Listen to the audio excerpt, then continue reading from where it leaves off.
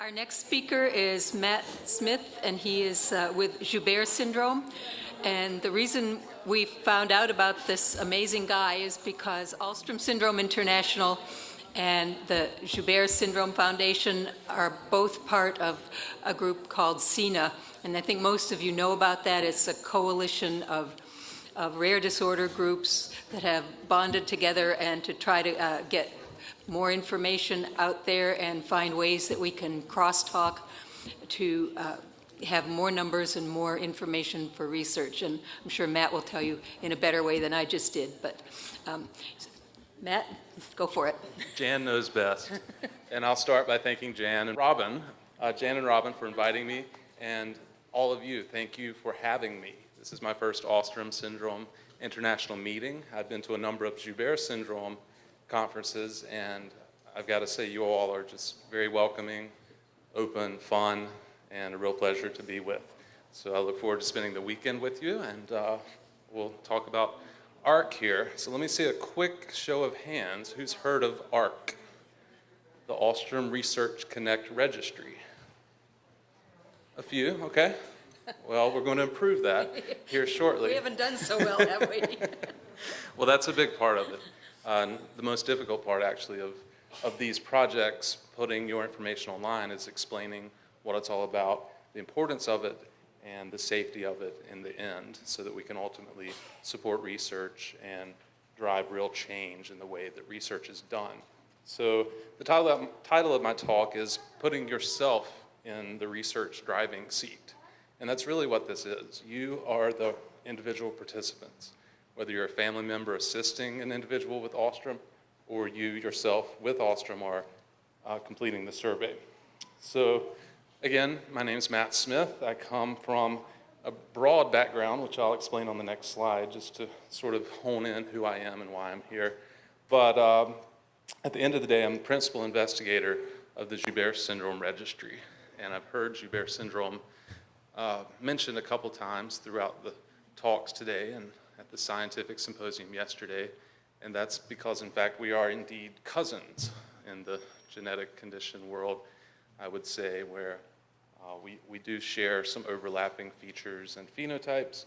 We're also a ciliopathy, Joubert syndrome is, but we're a cerebellar malformation, and so we have a broad spectrum, sort of on the autism spectrum, and the frequency is just a bit higher than Alström syndrome.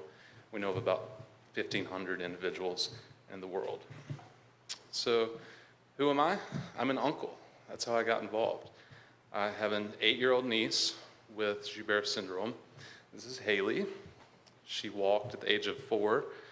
She finished a 5K at the age of 6, and now she is in 2nd grade. And she's an absolutely amazing human being. Love her to death. Huge inspiration for what I'm doing and why I'm here and have this passion. I'm also a researcher at the University of North Carolina. I myself am from North Carolina. I live in Chapel Hill. Go Tar Heels. But my research has absolutely nothing to do with Joubert syndrome or Alström syndrome or ciliopathies. It has to do with cancer genetics. So I do have a background in general research, and I am a researcher, but I mentioned in the onset that we're hoping to change the schema of what families think of research and how research is perceived, and the endpoint goal here being that you are participating in research yourself and driving it. Most recently, as of yesterday, was my 1-year anniversary with a group in Washington, D.C. called Genetic Alliance, and they are the largest nonprofit health advocacy organization in the world. They represent about 1,200 different conditions, not just rare, but common conditions as well. And so Genetic Alliance has really been the change driver in this research patient-centeredness initiative that ASI has recently gotten the opportunity to take to have a part in. So how can you get involved? It's really about you and your data in health. And so there are several stories here. Let's look at Alström syndrome, for example. It's one disease, but there are, even in this room, a lot of mom and dads and families. And I like to say that the moms and dads are the MDs and the PhDs, the parent heroes daily. So we've got a ton of MDs, PhDs in this room. And I'd just like to say that at the onset, you all are amazing, and you're driving a lot of what goes on here. But it's also a story of many different diseases. So we work one for one, but in the end, we want to be all for one and one for all, three musketeers. And we're also finding that patients are not one size fits all. And talking family to family here at the conference, you can certainly understand that one. So what can you do to help yourself, your family, your situation? What can you do to advocate? You can participate in your own health history. You can understand your family history, help create an environment of healthy living. We've heard a lot about that today. You can help each other and for others with the same or different diseases and conditions. You can help develop better healthcare services. So how do you find the answers to the questions? You can visit your medical specialist, but as I mentioned in the last slide, you are the professionals here. You're often educating the physicians. You can enroll in research studies. Those can take years to enroll participants, and there are also financial considerations such as travel, hotel, that sort of thing. You can ask other families for their opinion. So Facebook, with my community in Joubert syndrome, is most frequent. I would imagine that's been a huge lifeline for you all to go onto the forums, the groups, and chat, ask those questions there. So what I did for Joubert syndrome was to go through our Facebook pages, and I'll show on the next slide what the result of that was. But what I learned from Facebook, just looking in, was that any question can be asked. Responses come from the people who know best, you, the parents, and their families. And in general, it's the shared experience of what works and what doesn't. It's a fast way to provide updated information and to provide support for others when it's needed. You can go on to discuss medical issues, review therapies, assisted devices that work or don't, and review and compare behaviors and other implications of various conditions. So I had hoped to have time to go through a few Alström syndrome Facebook pages, but I did not, unfortunately. So what I did was took a lot of the common themes from Joubert syndrome and kind of inserted Alström here. Somebody shout out if none of these are applicable to what you all might ask on Facebook. But some of the questions I saw for Joubert syndrome were, how many cases have been identified? What's the chance I could have another child with it? How many gene mutations have been identified? What should we know about the testing? What are the best treatments and therapies to try? What kind of vision and communication devices work best? Same for medications. And are there any other families in my local area? That's a big thing, reaching out and finding those local connections, and you can have those interactions and contacts face to face.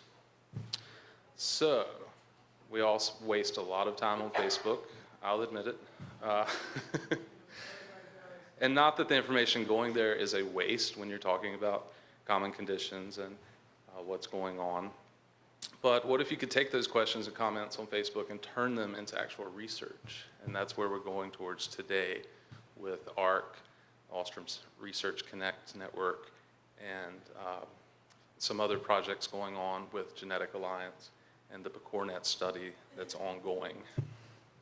So ARC itself is the Alström Research Connect and Family Exchange, of course, sponsored by your own ASI, and headed up by a group at Genetic Alliance, collectively known as the Community Engaged Network for All, CENA. I'll go over that in the next slide. And the funders for these initiatives come from the National Patient-Centered Outcomes Research Network, PCORNet for short, which is a grandchild of the PCORI group, Patient-Centered Outcomes Research Institute in Washington, D.C. So what is ARC? It's an online registry to collect health and lifestyle information. The information is entered directly by individuals with Alström or their family members. the focus of which is to provide information on Alström through an online registry that will be accessible to researchers and others like ASI itself. The Joubert Syndrome Foundation registry, which I head up, does not fund or have its own independent research until this. So we are able to do foundation level research and publish findings coming from our registry, much like ASI will be able to. But you all support some of your own research initiatives, and so this all pools into a bigger pile of collective commons, networks of networks, and benefiting the greater good. So who's behind it? Your very own Jan and Robin. Cassie, she was sitting down here, but I don't see her, but Cassie was one of the original members to come to Washington, D.C., and I'll go over her role in a moment. And also Brittany. Is Brittany in the room? Brittany serves as a community guide to help explain the privacy settings and security of the platform, and also the importance of participating. So the short acronym I mentioned a moment ago, CENA, Community Engaged Network for All, is actually comprised of 12 independent support groups, Alström being the first here on the list. Also included are X and Y chromosome variations, celiac disease, dyskeratinosis congenita, hepatitis, inflammatory breast cancer, Joubert syndrome, metachromatic leukodystrophy, or MLD, Gaucher disease, and pseudoxanthoma elasticum, PXE. And we have 2 additional members joining CENA, the fibrolamellar liver cancer group and allergy. It's the American Allergy and Asthma Association. They'll be joining CENA shortly for a total of 12 groups. And the whole idea here is to collect information from all 12 groups and do individual studies within the groups and across groups, so that something that benefits Joubert syndrome patients may also benefit Alström patients and vice versa. We also take part in the study at NIH, the ciliopathy study, so perhaps we'll find something from the registries that didn't come about in the ciliopathy studies. We never know, and we're ongoing collecting information at this time. We'll be doing so for the next year and a half, and I'll show you in a minute what some of the outcomes will be. So it's not just the support groups. We would be kind of alone in this if it were just us. Of course, it's led by the fantastic leadership at Genetic Alliance, but also 2 huge academic medical centers in California, University of California, Davis, University of California, San Francisco. And they're really helping us with the bioinformatics and analysis coming off the platform, and also a crowdsourcing research platform that I won't talk about today, but perhaps at a future conference or webinar you'll hear about. And we use a technology platform that's really innovative and easy to use called Peer. We have one goal, of course: engage people in research and make the lives better. So here's a general overview, flowchart of what I just spouted out. So at the top here you have UCSF and UCD, headed up by Genetic Alliance, to comprise CENA, running Peer, and the DAO, the Disease Advocacy Organization, which is ASI in this case, running ARC, and then that's where you come in to complete the registry. So what can it do for you? It can expand on previous information collected, allow ASI to investigate which interventions and therapies are working with you or for you, possibly identify new symptoms of Alström syndrome and new research priorities, possibly increase interest in research, definitely increase interest in research, I'll say. Reach out and gather data from all the communities, as I mentioned, the collective commons. What we may find in Joubert syndrome may benefit Alström, that sort of thing.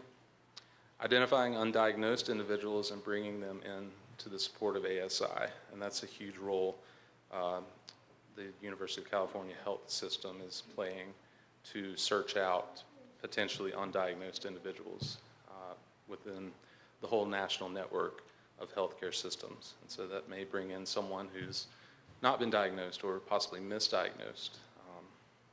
You all know how important that is to end that odyssey and to get that real diagnosis and know which path you need to be on. So if you think of Alström syndrome as a puzzle, you are one piece, your family, your history, you're one piece of that puzzle. So I highly encourage you to add your piece to the puzzle. Share for Alström. It sounds better to say share for Joubert. Share for Alström. You can tell I've done this talk for Joubert syndrome. But, you know, it's really a puzzle piece that is needed. If all the pieces don't come together and if there are holes in the puzzle, you might miss something. You are the most important piece of that puzzle. So, I asked how many people have heard about ARC. I don't think I asked how many had participated. Few have participated. Okay. As of today, I just pulled these numbers before the talk. 46 is the number. So that's actually really good. You all have a goal of around 180. So it's a fantastic start. The only problem I see is down below in the pie chart. If you look at how many have successfully completed 100%, 3 of 46, and that's a problem. So when you're contributing your piece of the puzzle, we want the full piece. We don't want one jagged edge missing, or, you know, Jan wants your full piece. So 43 of you have started, and we'll be talking about ways to finish here at the conference. If I do nothing else from this talk, I just want to offer myself throughout the conference. I'll be here till Sunday. Find me. I'm the guy in the checkered shirt today. I'm the tall guy. I'm the guy with the southern accent. I don't know. Just find me. We do have a sign-up sheet to go to the 3rd floor and set up a little appointment with me just to kind of go over this. We can actually register you, get you all signed up, and actually walk through the survey itself. I've mentioned security and safety, but just in passing, but I wanted to emote to you the idea that this is all safe and secure. How do you know it's safe? It was designed by an award-winning technology company in California who provides you with total control over your privacy settings. This is unique from other registry platforms out there. You all have probably heard of the Apple Health Kit or a few other platforms. Patients Like Me is another one. Each one of those platforms owns your data, and that's scary, we at Genetic Alliance believe. Here, the system developed by Private Access is the only platform in the world where you are in total ownership of your data, and we think that's really unique. And I'll show in the next few slides what I mean by how you select those privacy settings. So I skipped 2 slides here. For those of you who are going to go home and get this thing started, you just go directly to the alström.org website. It's there at the bottom with the arrow pointed here. You'll go to a login page. Simply click Start Now, number 1 there, and then you'll register for a free account with an email address. You'll get it's a little complicated. We're making it easier. We've taken a few steps to make it more appealing for some of the visually challenged individuals. But we've still got a ways to go. We know there's a few issues with some of the screen readers and other computer software available, but we're getting there. So going back to security here, when you log in, you see 3 different guides. So Cassie was our first guide, and here she gives a quote: "Who better to protect and provide specific access to their own information than the patients, the parents, or their caregiver?" And this goes to my comment of you are determining your level of security and control. You can choose a guide in this case to literally guide you through the process of choosing your privacy settings, because it is not an exact, straightforward process. It's highly dynamic and granular. So you'll find a guide if you choose. Jan is also a guide. She says the beauty of this registry is that each participant can make a difference by sharing data and making themselves available for future research studies and clinical trials. So someone like Jan may have more liberal views about privacy sharing and data sharing because she's interested in research, and of course she would love to see some data. So each guide gives 3 levels of privacy suggestions: low, middle, and high. I don't know what your privacy settings are, Jan. I've just Pretty liberal. speculate. And finally, the final guide here is Brittany, who said, living with the condition doesn't get easier, but you learn to adapt to the changes as they occur. With more research, we may come up with more effective treatments. And so if you feel that Brittany is closest to your privacy setting preferences, you could choose her as a guide and look at what she was choosing for her high, medium, and low settings. So speaking of where people fall on the spectrum of comfort of sharing, you know, it's easy to say I want to share my data, but we find very few. This is a study done in 1998 where people were asked, how much control do you want to give researchers to your data? Green is use all my data, you know, no consent. Light green is consent, but ask me. Yellow there is ask me, and then ask me, explain, then I'll give consent. And red is absolutely not. You cannot touch my data. And the chart here shows that about half of individuals just want to be asked, you know, what is the study about? They want to know what's going on with the study, how it works, and then maybe they'll feel comfortable, but they want to be asked, and that's where I fall, actually. So we have this saying at Peer Genetic Alliance that if someone rode off with your bike, you'd probably call the police. Someone came to your house, took your bicycle, you'd call the police. But what if someone came to your front door, knocked on it, and said, hey, can I borrow your bike? You'd probably be glad to share. And we think that sharing health information should work in that way. If someone knocks on your door and says, hey, would you be willing to share some information with us about Alström syndrome because we know it's important to you and your family? Think about sharing.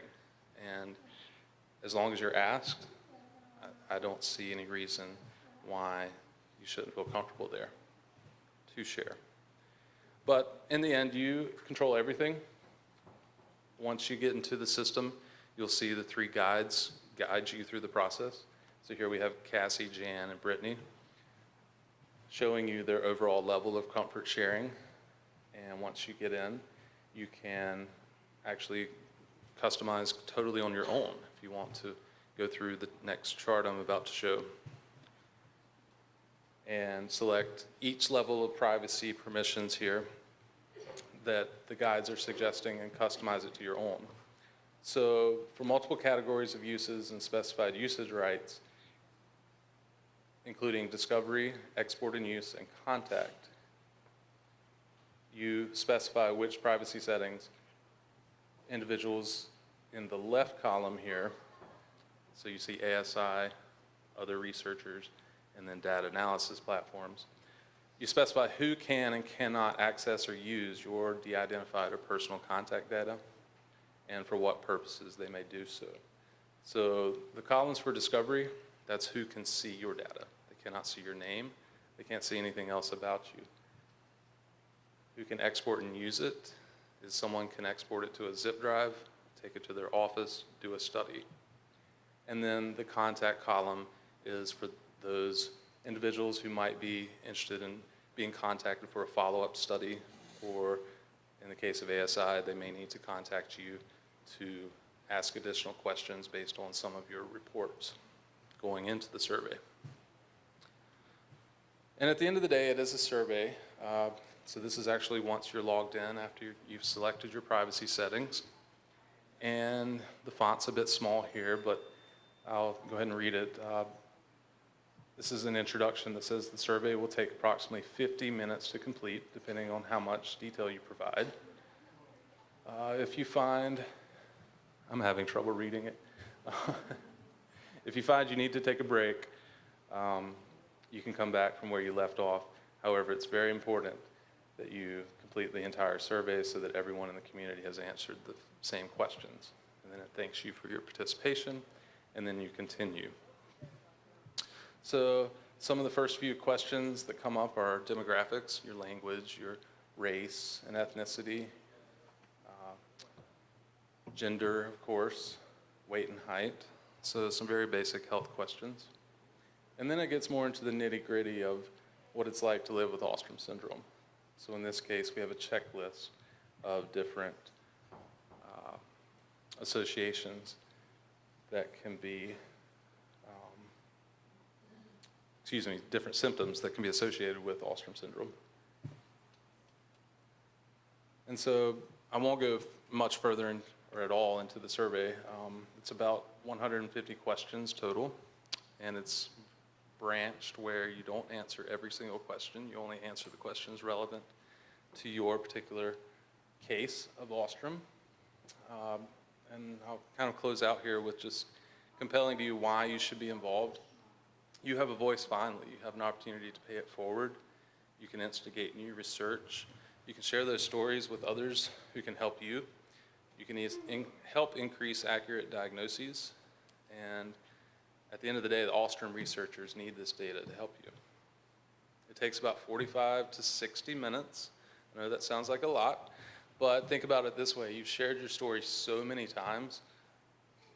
This is one concrete, permanent record that allows you to generate real, tangible results here. The time you spend in the survey may actually save you time retelling your story in the future. Of course, ASI encourages you to complete the survey. Treat it like something on your schedule. Jot it down in your iPad, schedule, your notebook, whatever it takes. You can start and finish it in different sittings. And if you need help, of course, as I mentioned, come see me during the conference. So ultimately, the information will be used to improve the medical care and quality of life of individuals with Alström. It'll help ASI learn whether treatments work, and it'll allow researchers to study why individuals with Alström have different symptoms and outcomes. Summaries will be discussed and shared. Final outcomes will be published, and you can contribute directly to these Alström syndrome publications. There's optional participation in research. We heard about clinicaltrials.gov earlier. These are IRB-approved studies on new therapy developments, genetic research, or engagement studies, like crowdsourcing your inputs and ideas into something more to take forward to new research initiatives. So next steps and final steps here for me to tell you, if you started, as I showed the pie chart, we have a lot of individuals who have not completed the survey. So please update or finish it and add your full piece to the puzzle. If you've not started, come see me. I'll be in an alcove on the 3rd floor across from the elevator here today, immediately after this talk, and throughout the evening and tomorrow morning before the engagement workshop that begins around 11 o'clock. Annie will talk about that in a moment, but I'll be there in the morning as well, and then tomorrow afternoon. Plan for about 60 to 90 minutes to do the whole thing. You can start it here and finish with at home, or you can do the whole thing with me. I'm available for whatever you all need. As I said, schedule an appointment. I've got sheets here. Come find me. I think we'll put the sheet up at the registration table think that would be a good idea. And I've asked for your cell phone number. I'll just send you a text to remind you when it's coming up. So I'll close with saying this: together we can and will achieve the goal. The road to research begins with you. There's a good U.S. Native American activist quote that says, "Nothing about us is without us, and this us is all of us, and it's you." Any questions? If you have questions, and raise your hand, I'll bring the mic to you. Okay. Give me a moment.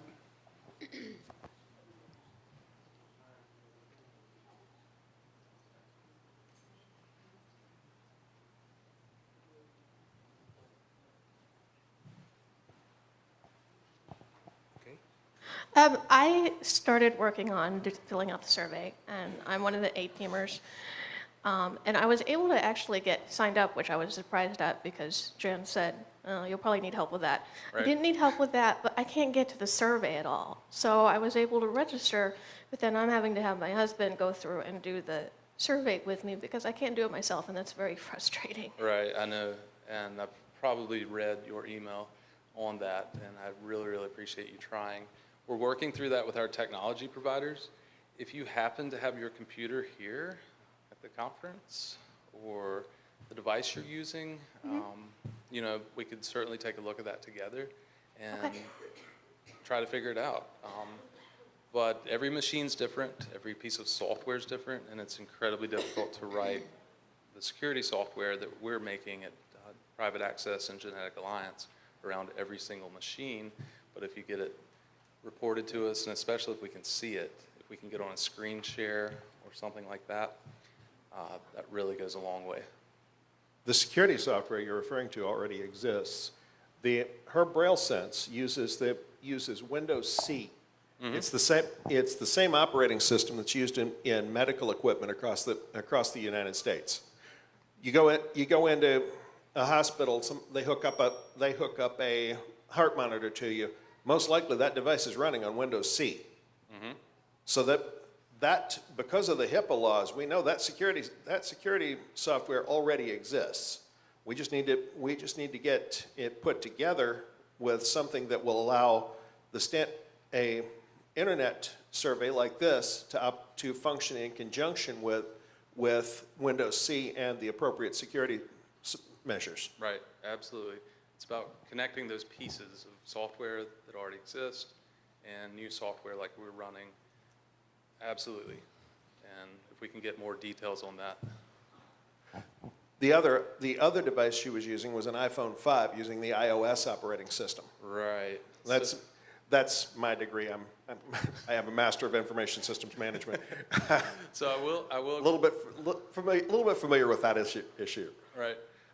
So I will mention, because I forgot to, and it's on the ARC website, the system is not mobile optimized. It may work on some, but not all. And I know a lot of you have tried, and we're desperately seeking funding to make that happen. It costs a couple $100,000 to make it totally mobile friendly. So if any of you have friends at Microsoft or Apple or Facebook, feel free to sign up and see me as well. Yeah, let's talk. I really want to hear what you know about the experiences in the survey, and I would love to just hear your personal experiences. Awesome. Our next